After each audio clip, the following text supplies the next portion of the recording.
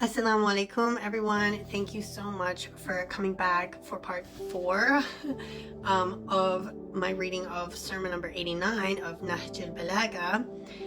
This sermon is called Khutbatul Ashbah, which means Sermon of the Spirits. Okay, and I'm gonna just continue from where I left off in part 3, inshallah.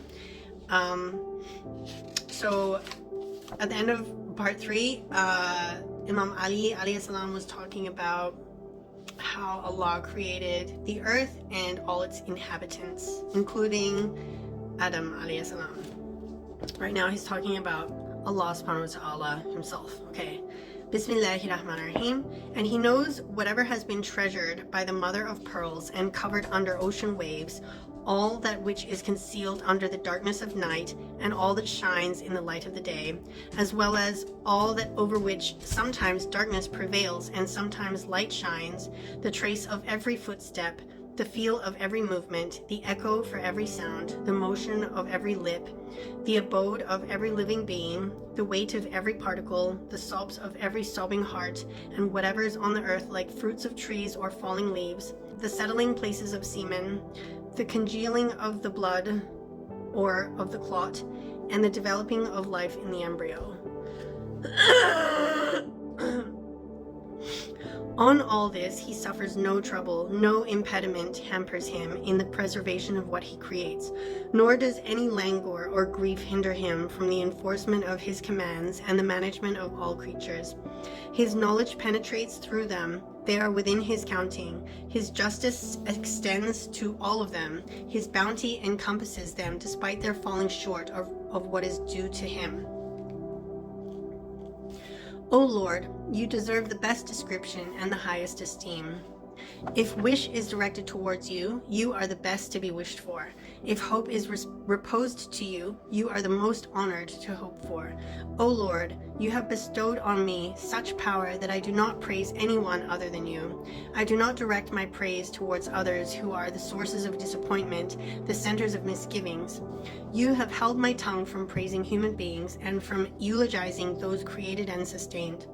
O Lord, everyone who praises is entitled for a reward and recompense from the one whom he praises.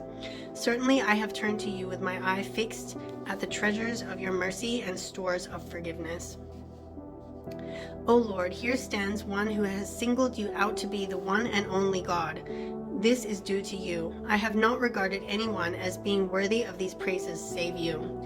My need for you is such that nothing except your generosity can meet its destitution, nor can anything provide for its need except your obliging and generosity. So Lord, do grant us in this place whatever you please and make us too independent to stretch our hands to anyone other than you. From the Holy Quran, it says, certainly you are powerful over all things, and that's from chapter 66, ayah number 8. Allah is the one who guarantees sustenance, who provides livelihood, as he says the following in the Holy Quran. No creature is there crawling on the earth, but its provision rests on Allah, and that's from chapter 11, ayah number 6. But his being guarantor means that he has provided ways for everyone to live and earn livelihood. He has allowed everyone equal shares in forests, mountains, rivers, mines, etc. In the vast earth, he has given everyone the right to make use of them. His bounties are not confined to any single person, nor is the gate of his sustenance closed to anyone. Thus, Allah says the following, We do aid everyone, this and also those, out of the bounty of your Lord, and the bounty of your Lord is not confined. From the Holy Quran, chapter 17, ayah 20. If someone does not secure these things through languor or ease, but sits effortless, it is not possible that livelihood will reach his doorstep. Allah has laid the table with multifarious feeds, but in order to get them, it is necessary to extend the hand. He has deposited pearls in the bottom of the sea, but they require diving in order to get them out. He has filled the mountains with rubies and precious stones, but they cannot be had without digging stones. The earth contains treasures of growth, but benefit cannot be drawn from them without sowing the seeds. Heaps of edibles lie scattered on all 4 sides of the earth, but they cannot be collected without the trouble of traveling. Thus Allah says the following, Traverse then its earth's broad sides and eat of his provision. From the Holy Quran, chapter 67, ayah 15.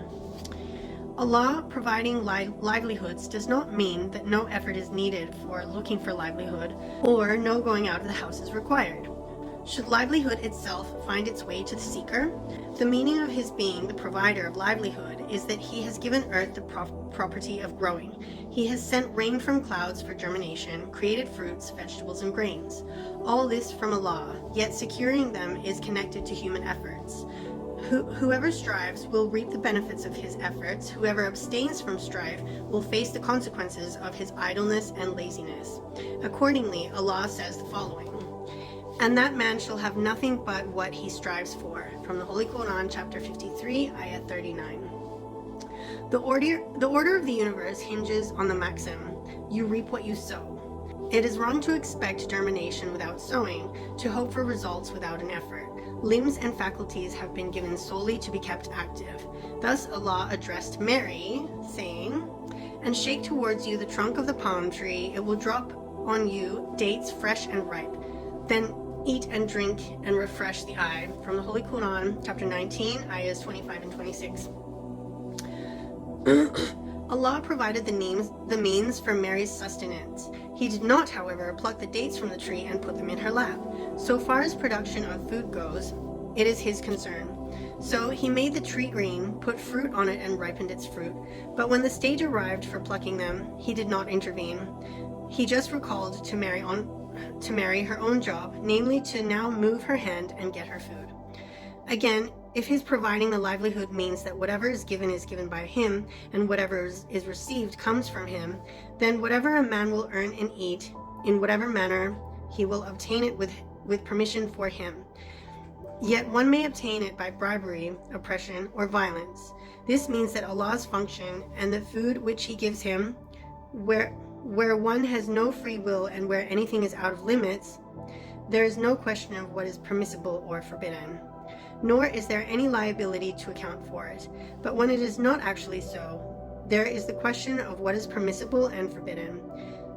So, if it's out of your control, if you're being oppressed or imprisoned, or there's some limitation to you, then get whatever you can get, even if on normal days it is prohibited. For example, if you're being imprisoned by someone and all they give you is pork, then in order to survive, you have to eat it. So eat it. This is the only time when it's not prohibited, is if it's for your survival. Okay. I'm going to leave it there for part 4, and I hope you will join me. And there's only one more part left. I'm going to get this done in the next part, inshallah. Until then, stay blessed.